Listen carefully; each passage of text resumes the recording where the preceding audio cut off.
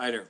Today there was another example of the robo-economy approaching, and a very nice one, because in Germany the wind was blowing so hard that the electricity companies had to give away the electricity, actually pay people in order to take it away from the grid. And that's an example. If you have an abundance of electricity or renewable resources, they keep giving you that energy, and you can use that. Everybody that had that free, and they get electricity and they get money as well. Very nice. It's a source of income. And in the robo economy, you would basically have realized energy storage, because that's, I guess, one of the related problems is that it's used to say, well, we have all electricity, where we go with it? We don't know where to go with it. But of course there are ways to go with a surplus of electricity. What you basically do is you make ammonia out of it, or you make methanol out of it, or you make methane out of it, or you store it in a flow battery, or you store it in the form of hydrogen. But that's, I guess, because of the electricity companies wanted to develop the smart grid, and seeing that as a way to keep controlling a resource even though it's no longer scarce, which is the point of robo-economics, that if it's no longer scarce, then who cares? In order to control it, they have to have the smart grid. In order to have the smart grid, they need a problem that justifies it, and that problem is that that it's hard to store energy. I know it's going to be lossy if you store energy, that's always the case. So batteries, you lose about 15% or maybe more even. But power lines also lose energy. But that's what's creating this situation where you have electricity companies suddenly saying, well, we have too much power, you take it. That's robo-economics in action. There's now 3 examples of robo-economics in action. First is the town that had 4 million income from their solar panels, because they had so much of them. Then you have the Volkswagen factory that is producing electricity to use in its own factory with its own windmills, thereby driving down the price of their production. And now we have surplus generation, unexpected, which ends up on the net. And what you could imagine is that there's some company there that at those moments says, well, okay, I'll make ammonia of this electricity. It's an electric process. You can also make methanol through an electric process, and or methane. I'll do that, and the company does that. It stores that methanol or that ammonia, and it also gets money from the electricity company, because it gets paid to take the electricity off the grid. Fantastic. I know, how much better can it get? And what you get then is that the windmills will create eventually so much energy that you can fertilize your land with it, you can transport your goods with it, you can work the land with it, you can process the food, bake the bread, bring it to your home, put it in your blah blah blah. You don't need to. And all that stuff is all done with involvement of people, so with labor, but everybody can be paid with the output of that process. So but you no longer need, let's say, of course, if you automate it, which is the robo part of robo-economics, eventually you need less and less people to do that, even less than you already need. And then, many people can have nice holidays and live a good life and have a filled fridge and travel around the world. That's the future of robo-economics. At the moment we're not there yet, of course, and one of these things is energy storage. So there are several options. I named a couple of them, but there's another one, which is you can use your electric car to store electricity and generate it actually where you're on your working place, store it in your car and drive home and use it. And then you don't need that smart grid as well, because you're basically using your car as a type of smart grid. But I thought it was interesting to describe the 3 visions of the future that you now basically see materialize, or to our mind. Although the robo-economic thing is not 100% mine. The robo-economic future is carried by some people, it seems, like Rifkin, but he's not really carrying that theme, because he's obfuscating and making it difficult, and he's trying to make. I suspect Rifkin, if you know that name, that he is leading the way, clearing the way for a coal gas based economy. The way he talks about distributed power, all the people that use the computer model are not using it to explain something to you. They're using it to make you confused and not understand it, and then give up and accept whatever they say. Because the computer model is not a good model for the new energy economy. It's nice, it sounds nice, but it's a model. The computer, let's say that's like Moore's law, where you have to double the processing power in every 18 months and all that stuff, and we have internet, and now we're all social networked.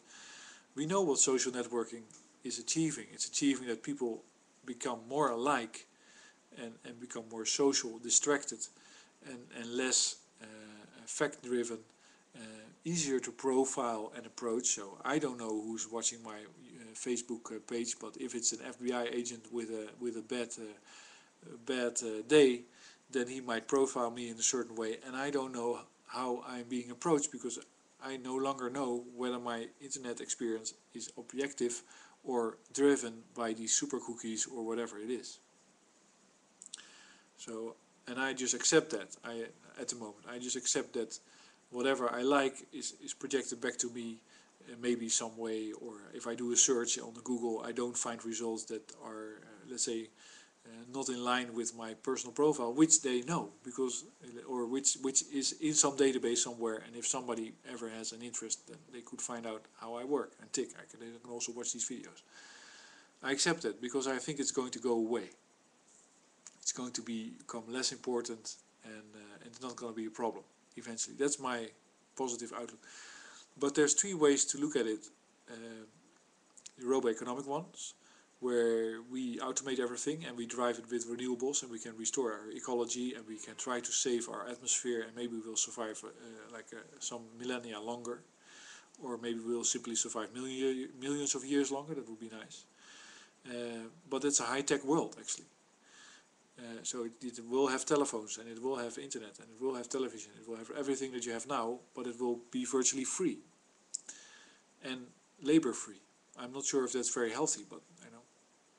Then you have the other end of the spectrum, which was an intelligent management strategy for the planet that I devised, which I call decivilization, which means that you bring everybody to an educational level that doesn't know about the periodic table or mathematics or electricity or all that stuff.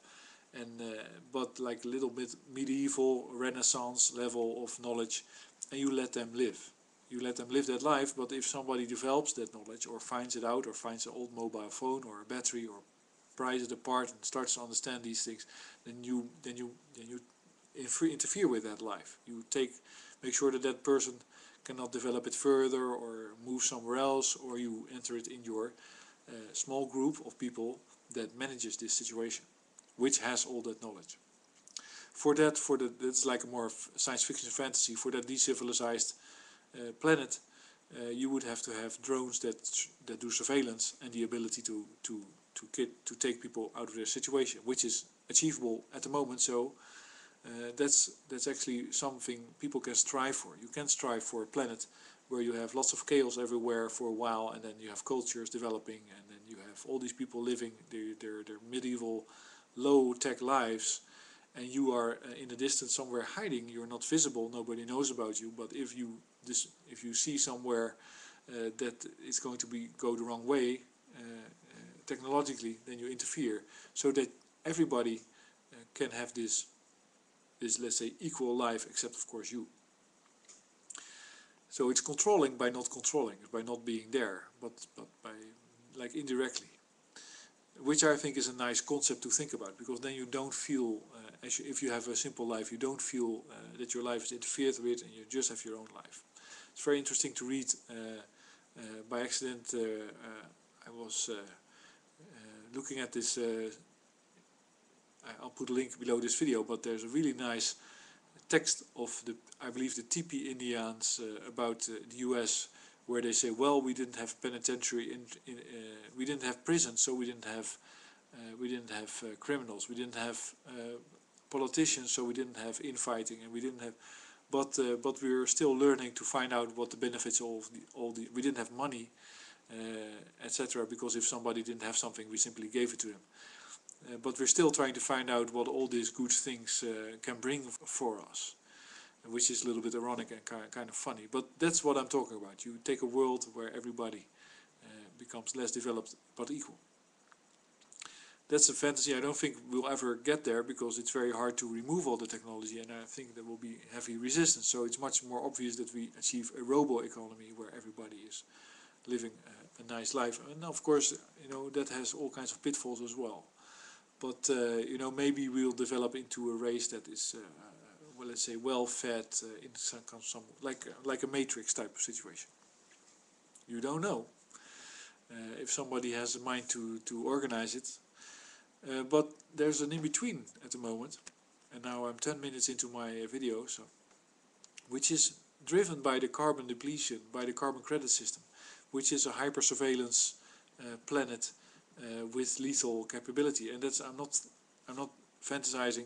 There's a request of the US Army to make drones capable of recognizing and tracking people autonomously. And then there's also another line of investigation where they say, well, we're going to make these drones lethal because that will save lives. You know how fucked up that remark is, but so what you can have is drones flying around with lethal capability, looking over Afghanistan, seeing a group of Afghanis, recognizing one, saying, okay, that is Dalam Il Shalit, and he's dangerous because he written a pamphlet about how devious the US is. So we'll shoot him right now, and we autonomously decide that we do that. It's really, I think, terrible that that capability is used. I don't think that Americans shouldn't defend themselves. So if you have a guy with an RPG and you have an American vehicle, and the guy is a threat, then of course, hey.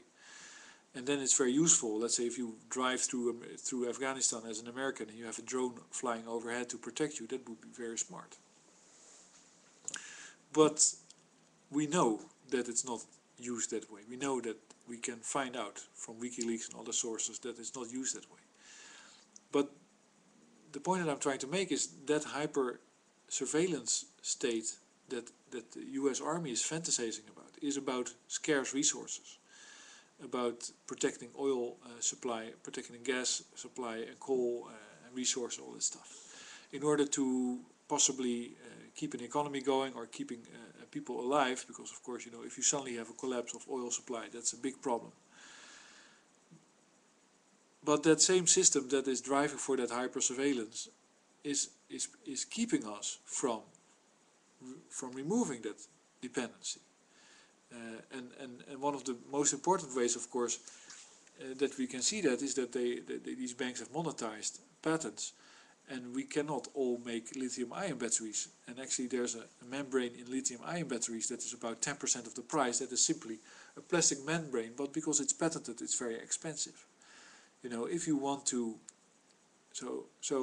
and if we would, let's say, be more free to approach this robo-economic situation, we would not need that surveillance state, that protective, defensive, aggressive, technologically empowered state. But if we allow that type of situation to develop, so where, let's say, the US has drones flying everywhere and nobody can move around and all your energy is rationed, and then you're not going to escape that until it really runs into the ground. Because last thing I'll say is that so Germany is now creating a surplus of energy. If it really created a surplus of energy for its own needs, so it would make fertilizer and would do all the things that it needed in its own country for the people in Germany, then of course it could raise a wall around Germany like the Chinese wall, 2 times or 3 times higher. There would be plenty of energy to do that, and then there would be no reason to have a conflict with anybody, of course. If you are self-sufficient, then you don't have to fight with anybody. There's no need for war. And so that shows you that the renewable energy world is one in which wars are also obsolete. Why would you be fighting? Well, maybe you will start fighting because somebody wear a strange hat or something like that, or you get some cultural conflict, but not everybody would participate, and it would be very easy to manage the sentiments of people, just like they're managed right now through the media, like Gaddafi was a crook and he's just like Hitler. Anyway, my video is almost 15 minutes. Thanks for listening a lot, and I hope you enjoyed it.